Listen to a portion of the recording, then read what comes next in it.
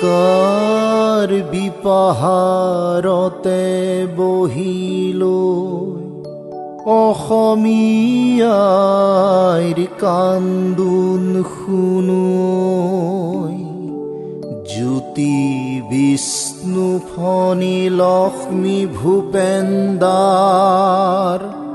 সোণৰ অসমখনি কি হৈ গ'ল।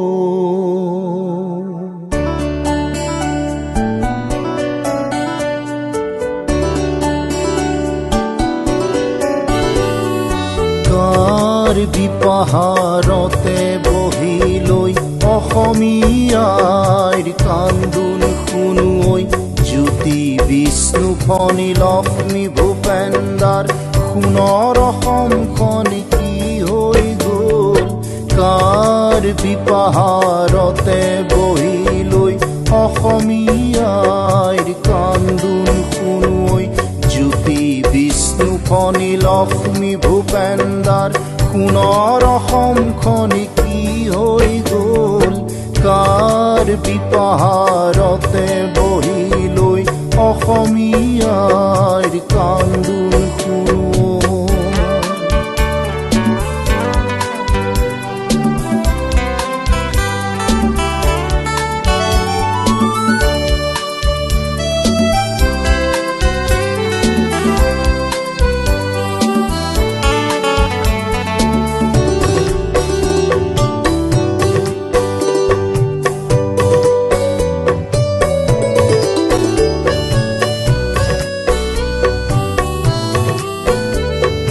স্বৰ্গদেউ চুকাফাৰ বৰ অসমখনি সাত ভনী হৈ আঁতৰি গ'ল।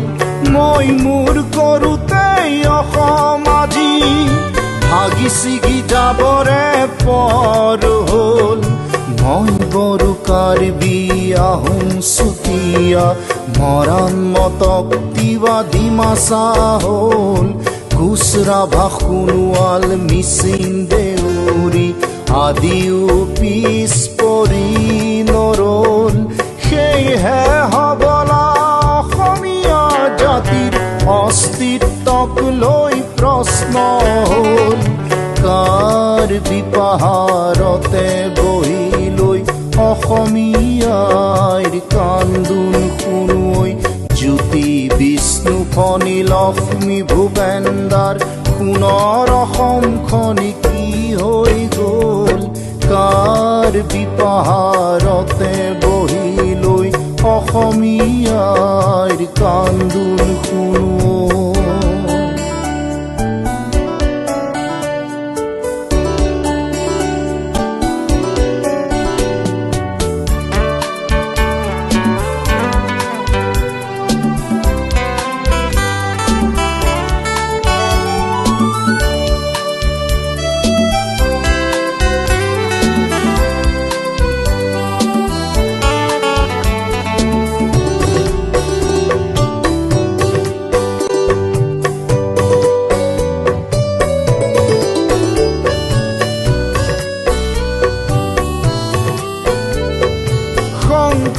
ৰাজনৰ দেশত আজি কলুষিত কৰিলেহি কোনে আহি। সাতাম পুৰুষীয়া এনাজৰী ডালত বিষ বাষ্প কোনে সানিলে আহি।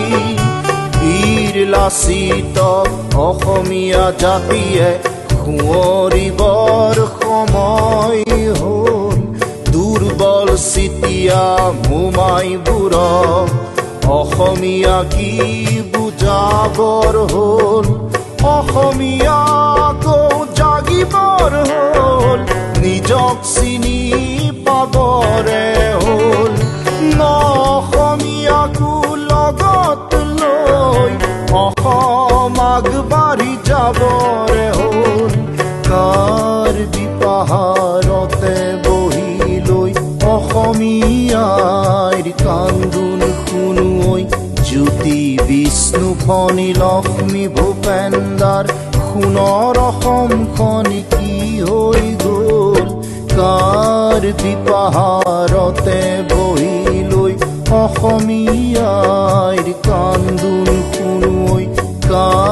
বিপাহাৰতে বহি লৈ অসমীয়াৰ কান্দোন শুনো ঐ কাৰ বিপাহাৰতে বহি লৈ অসমীয়াৰ